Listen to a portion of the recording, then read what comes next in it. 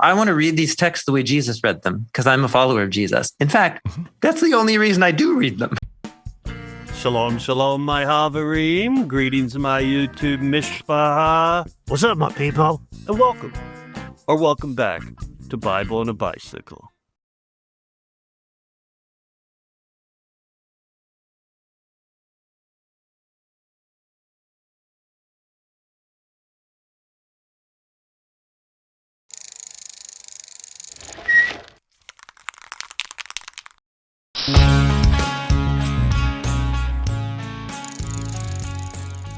So the core ideas that are animating this is that it's something that actually all the Christian traditions have always held for the last 2,000 years, which is to understand who Jesus is, his life, death, and resurrection. You need to understand him within some larger story that precedes him, that is fulfilled in him, and that launches forward into the future. So in that sense, all Christian traditions have always believed that the Bible is a unified story that leads to Jesus. The question is, how well do our different traditions give us tools and categories to really grasp that when we pick up and read any part of the Bible? And for the most part, most Christian traditions find it really difficult to deal with the Bible as it actually is. And so we end up kind of abstracting out or creating new versions of the biblical story that are kind of made of different parts and piecemealed that are easier to communicate, but that don't actually help people once they actually start reading the Bible for themselves. And so basically our goal was, what is the Bible on its own terms? It's a cross-cultural document. It's ancient Israelite literature. It comes from a different time and place and language. But when you understand it on its own terms, it's beautiful. It's aesthetically sophisticated. And it really is telling one unified story in ways that many Christian traditions haven't fully explored, or at least have forgotten. And so that's kind of our core idea, is we want to help people learn how to read this literature, how to understand the bigger story, and how it all leads to Jesus and what it means to follow Jesus in light of that. You can use many different metaphors, but a really helpful one is like listening. Think of a movie score, like the musical score for a movie.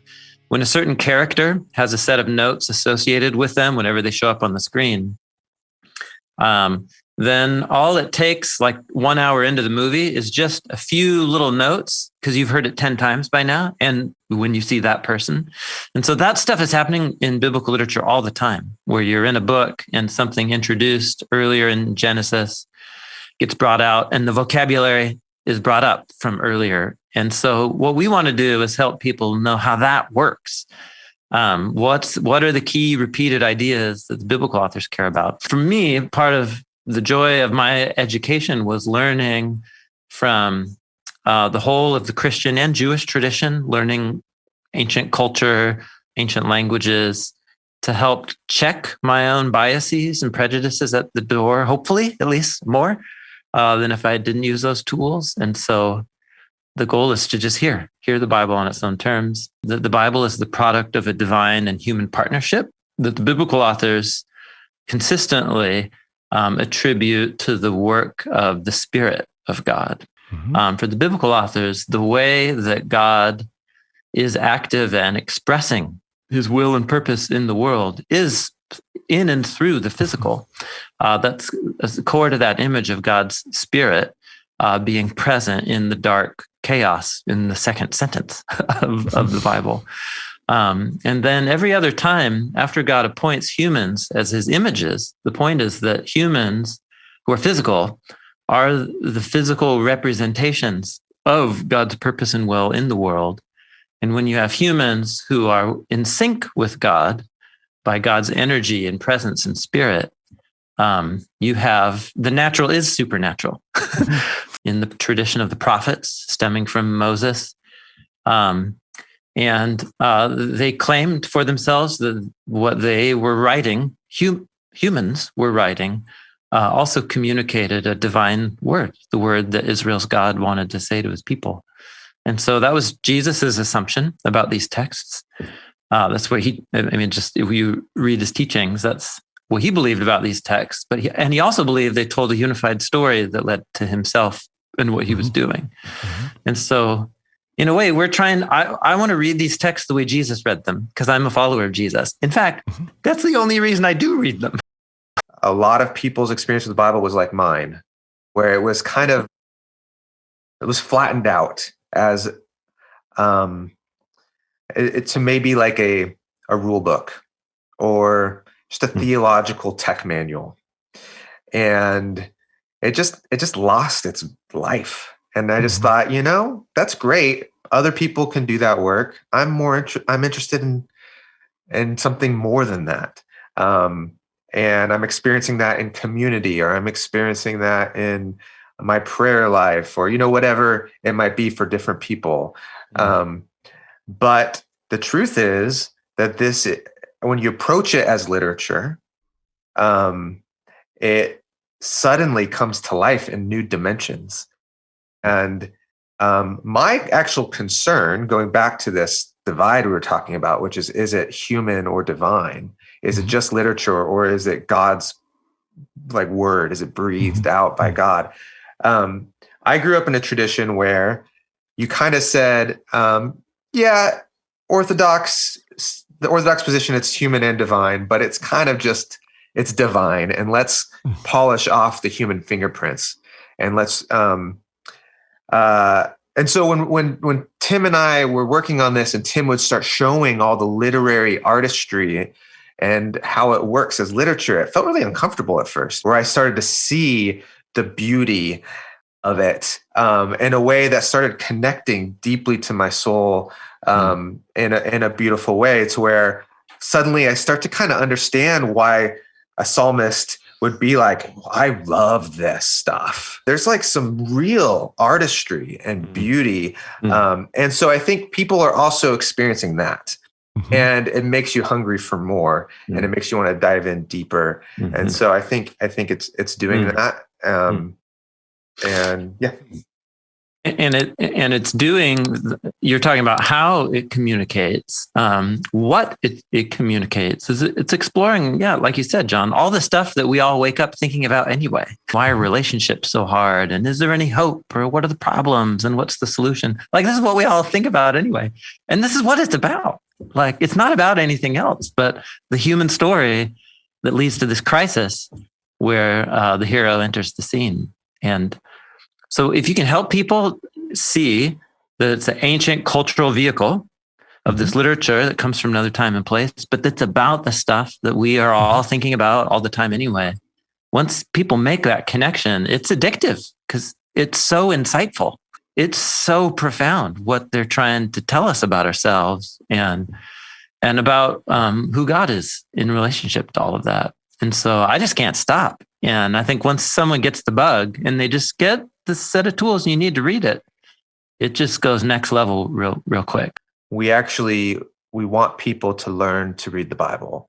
And even after working on this project for, nearly a decade now, it's still hard for me to then open the Bible and not feel lost or overwhelmed. Still, 3 different skills that we think you need to develop in order to read the Bible on its own terms. These are the skills that allow you to read it as ancient Jewish literature. And these skills are understanding the structure, how the literature is structured from the macro level of how these different books of the Bible are together in mega sections like the Torah and the prophets and the writings and the Gospels and the New Testament letters, and how those work. There's beautiful design there.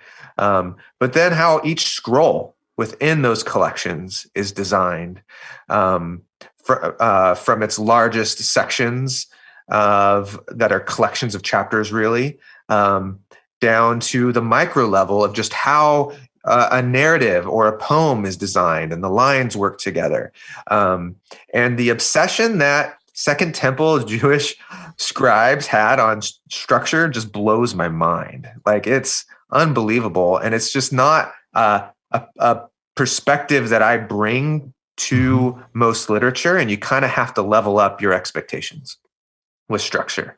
And so our overview videos, they get at that. They kind of break up the book of the Bible into its kind of structure, and it helps you see how each part works together as a whole. But we also have now these visual commentary videos that show you how you can kind of see how lines of narrative or poetry work together. And so we want to teach that structure skill so you can take that to any part of the Bible. The second skill is style. And this is whether you're reading narrative, poetry, or discourse. And there's a bunch of different types there. And we have a whole How to Read the Bible series.